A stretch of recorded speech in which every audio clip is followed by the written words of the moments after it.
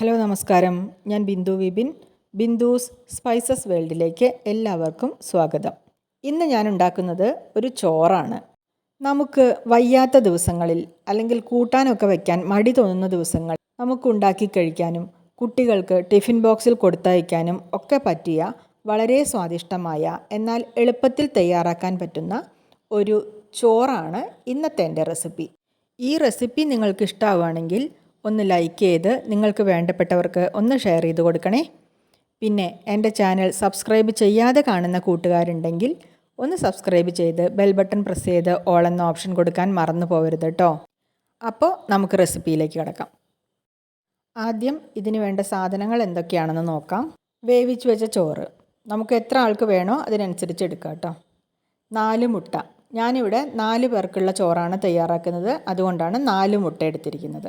2 സവാള, 2 ചെറിയ തക്കാളി. വലിയ തക്കാളിയാണെങ്കിൽ ഒരെണ്ണം എടുത്താൽ മതി. ഇനി ഈ സവാളയും തക്കാളിയും ചെറുതായി അരിഞ്ഞെടുക്കണം. സവാള ചെറിയ കഷ്ണങ്ങളാക്കി അരിഞ്ഞെടുത്തു. തക്കാളിയും അതുപോലെ തന്നെ ചെറിയ കഷ്ണങ്ങളാക്കി അരിഞ്ഞെടുത്തു. ഒരു ബൗളിലേക്ക് 4 മുട്ട പൊട്ടിച്ചൊഴിച്ച് വെച്ചിട്ടുണ്ട്. അതിലേക്ക് ആവശ്യത്തിനുള്ള ഉപ്പിട്ട് കൊടുക്കുക. മുട്ടയ്ക്ക് ആവശ്യത്തിനുള്ള ഉപ്പ് മാത്രം ഇപ്പോൾ ചേർത്ത് കൊടുത്താൽ മതി. അതിനുശേഷം ഈ മുട്ട നന്നായിട്ടൊന്ന് അടിച്ചെടുക്കണം. മുട്ട ഉപ്പ് ചേർത്ത് നന്നായി ബീറ്റ് ചെയ്തെടുത്തു. ഇനി ഇതിവിടെ ഇരിക്കട്ടെ. ഒരു കടായി അടുപ്പത്ത് വയ്ക്കാം. കടായി ചൂടാവുമ്പോൾ അതിലേക്ക് എണ്ണ ഒഴിച്ചു കൊടുക്കാം. ഞാനിതിൽ വെളിച്ചെണ്ണയാണ് യൂസ് ചെയ്യുന്നത് കേട്ടോ. വെളിച്ചെണ്ണ ചൂടാവുമ്പോൾ അരിഞ്ഞു വെച്ച സവാള ചേർത്ത് കൊടുത്ത് നന്നായിട്ട് വഴറ്റിയെടുക്കണം.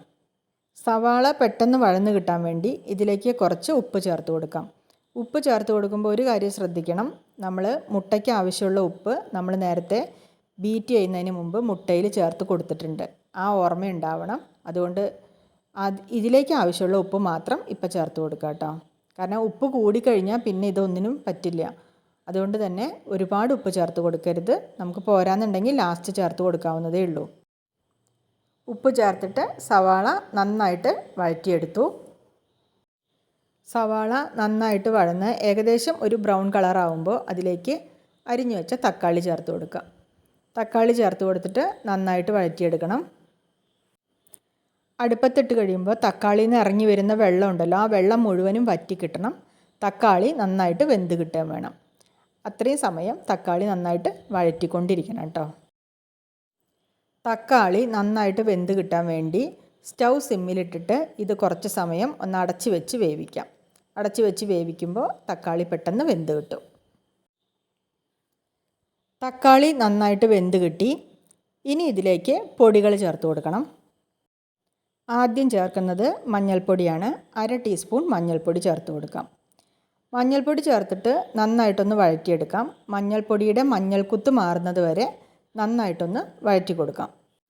മഞ്ഞൾപ്പൊടി ഇട്ട് നന്നായി വഴറ്റിയതിന് ശേഷം ഇതിലേക്ക് 1 ടീസ്പൂൺ മുളക് പൊടി ചേർത്ത് കൊടുക്കാം.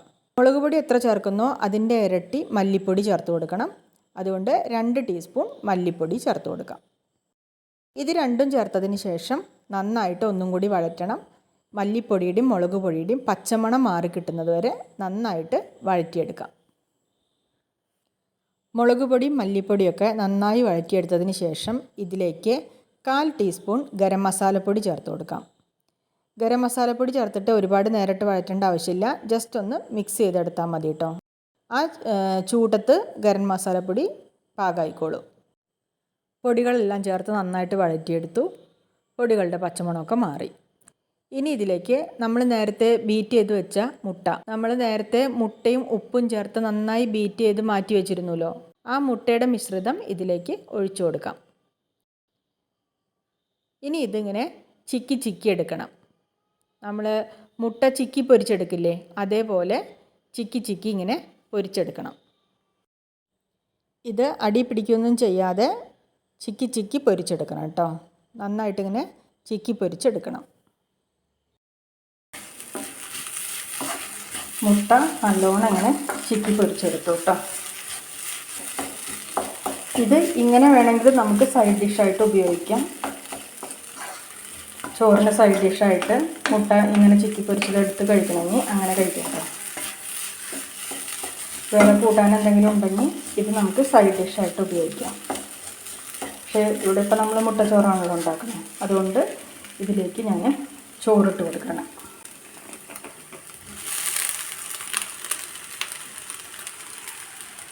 നമുക്ക് ആവശ്യത്തിനുള്ള ചോറിട്ട് കൊടുക്കാം.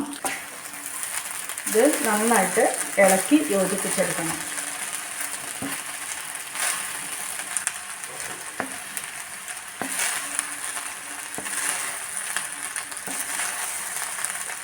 ഇത് നന്നായിട്ട് ഇളക്കി യോജിപ്പിച്ചു. ഇതിലേക്ക് കുറച്ച് കറിവേപ്പില ഇട്ട് കൊടുക്കാം.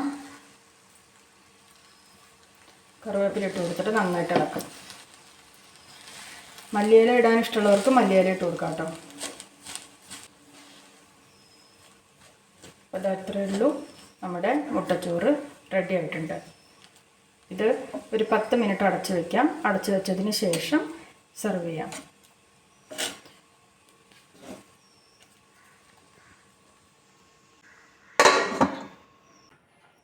അപ്പോൾ നിങ്ങൾ ഇതുപോലൊരു റെസിപ്പി ഇതുവരെ ട്രൈ ചെയ്തിട്ടില്ലെങ്കിൽ ഒന്ന് ട്രൈ ചെയ്ത് നോക്കൂ കേട്ടോ.